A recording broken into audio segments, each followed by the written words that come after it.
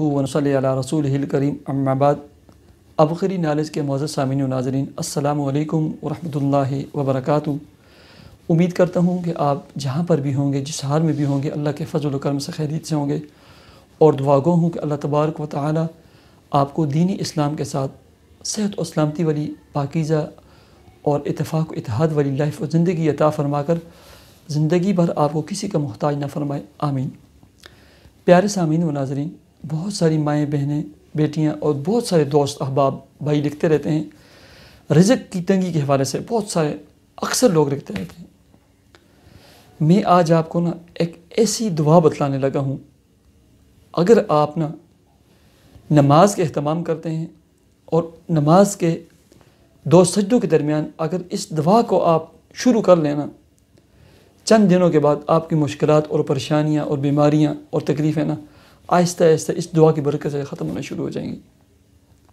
ٹھیک ہے؟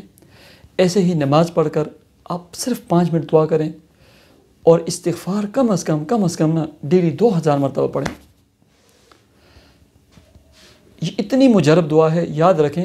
یہ ایک لفظ بھی ہے اللہم اغفرلی، اللہم اغفرلی، 5 کلمات والی بھی ہے اور 7 کلمات والی بھی. سب سے مجرب جو دعا ہے پیارے آقا جناب محمد الرسول اللہ صلی اللہ علیہ وسلم اکثر نماز میں پڑھا کرتے تھے، یہ 7 کلمات والی ہیں. اور یہ مسئلہ یاد رکھیں، امام صاحب اگر 1-2 مقتدی ہیں پھر پڑھ لے، کوئی حرج نہیں ہے. ویسے جماعت میں نہ پڑھیں. ٹھیک ہے؟ آپ نوافل میں پڑھیں، سنتوں میں پڑھیں، یا گھر میں اگر نماز پڑھنی ہے اس میں پڑھیں. ٹھیک ہے؟ فرض نمازوں میں چونکہ امام کے ساتھ ہوتے ہیں، وہ آپ 2-4 الفاظ ہی پڑھیں گے تو امام صاحب سجدے میں دوسرے سجدے میں چلے جائیں گے، تو جماعت کے علاوہ پڑھیں. وہ دعا یہ آپ کو سکرین پر نظر آ رہی ہے. اللہم اغفرلی وارحمنی واجبرنی وارفعنی واھدنی وعافنی ورزقنی. یہ 7 کلمات ہیں.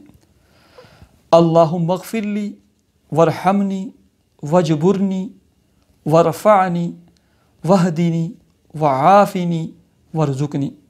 سنن ابن ماجہ، سنن ابو داود، مسند احمد، اس کے علاوہ بہت ساری احادیث مبارکہ کی کتب میں یہ دعائیں منقول ہیں. اس کا اہتمام کریں.